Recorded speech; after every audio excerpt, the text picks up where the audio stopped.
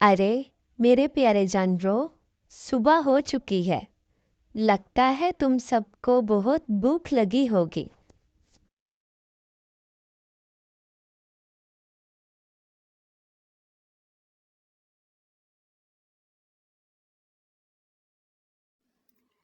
शीना सांवले रंग की एक खूबसूरत बच्ची थी।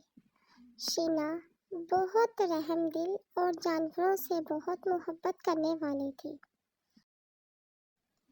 दूसरी तरफ शीना की बहन मीना बहुत झगड़ा करती थी।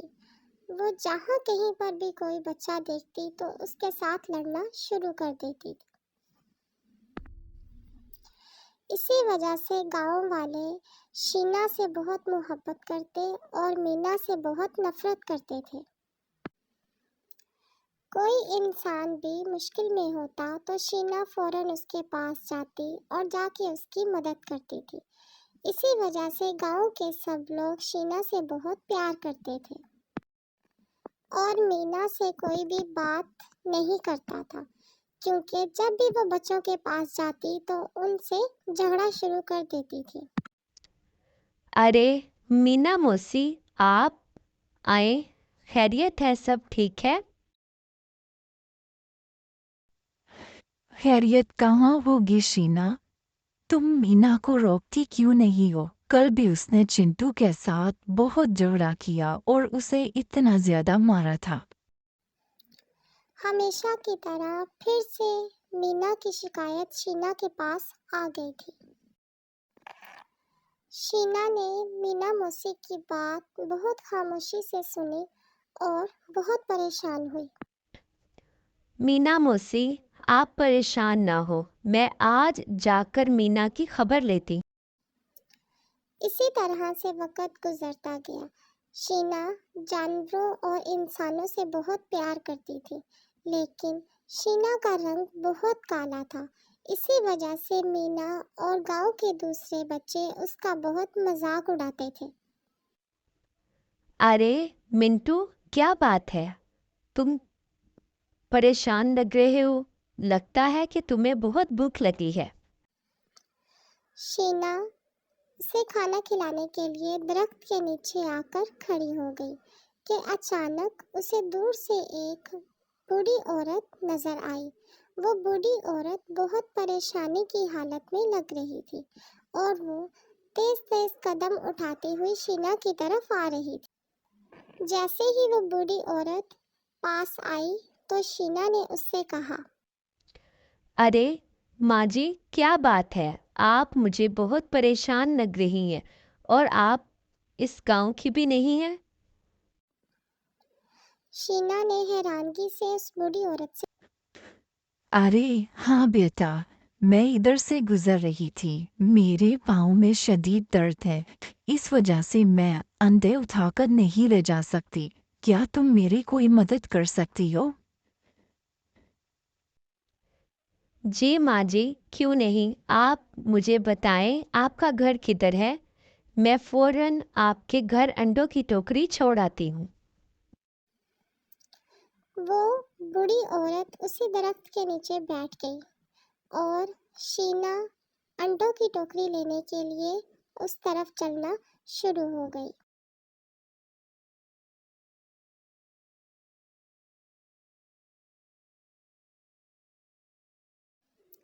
शीना ने उस दुकान से अंडों की टोकरी उठाई और चलना शुरू हो गई। चलते चलते शीना गलियों से गुजरते हुए उसी दरख्त के नीचे आ गई जहां वो बूढ़ी औरत बैठी इसका इंतजार कर रही थी। अह, अरे बेटा, तुम आ गई। बहुत शुक्रिया तुम्हारा। चले, मैं आपको घर छोड़ आती हूँ। फिर शीना अंडों की टोकरी सर पर उठाए उस बूढ़ी औरत के घर चली गई और उसे घर तक छोड़ आई।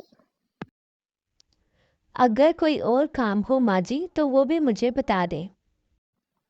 अरे कितनी नेक और अच्छी बच्ची है, वो बूढ़ी औरत दिल में सोचने लगी।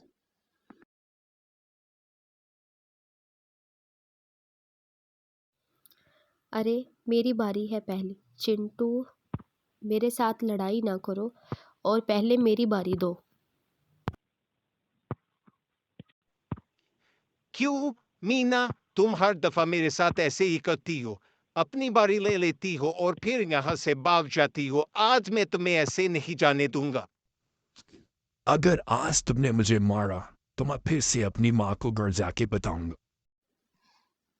मीना फिर से चिंटू को मारना शुरू हो गई और आकर अपने घर के दरवाजे में बैठ गई। उसी वक्त वहां पर शीना भी आ गई। शीना ने बहुत गुस्से से मीना की तरफ देखा। अरे शीना, मेरी तरफ क्या देख रही हो?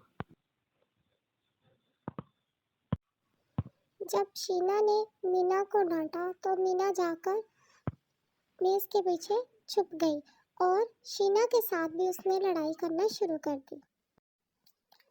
मीना दिन भर ऐसे ही करती।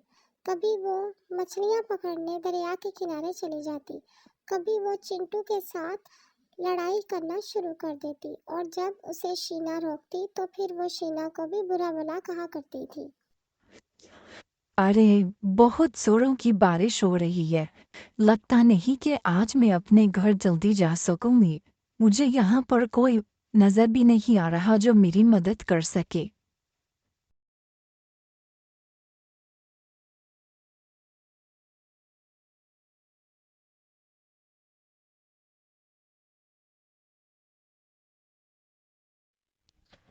अरे माँ जी, आप यहाँ इतनी बारिश में क्या कर रही हैं? अरे बेटा, मैं तो घर जाने लगी थी। अचानक बहुत ज़ोर से बारिश शुरू हो गई, तो मैं यहाँ इस दरख्त के नीचे आकर खड़ी हो गई हूँ। बारिश ख़त्म होगी तो फिर ही मैं अपने घर जाऊँगी। फिर शीना ने उस बूढ़ी औरत को उसके घर के सामने छोड़ा। जब शीना वहां से जाने लगी, अरे बेटा, तुम कितनी नेक और अच्छी बच्ची हो। तुम्हें मैं ये फलों की टोकरी देती हूँ, इसे घर ले जाकर खा लेना। शीना ने घर आकर जैसे ही टोकरी को वहां रखा तो उसमें से घूमने वाली छतरी निकली। वो छतरी मुसलसल घूम रही थी और उसमें से तरह तरह के फल नीचे गिर रहे थे और शीना अभी हैरान ही हो रही थी कि अचानक से वो छतरी ऊपर की तरफ उठ गई और फिर गायब। अरे ये सब क्या हो रहा है? शीना ने उनमें से एक फल उठाकर मुंह में डाला तो अचानक देखते ही देखते शीना की रंगत सुनहरी हो गई और वो सोने की तरह चमकने लगी।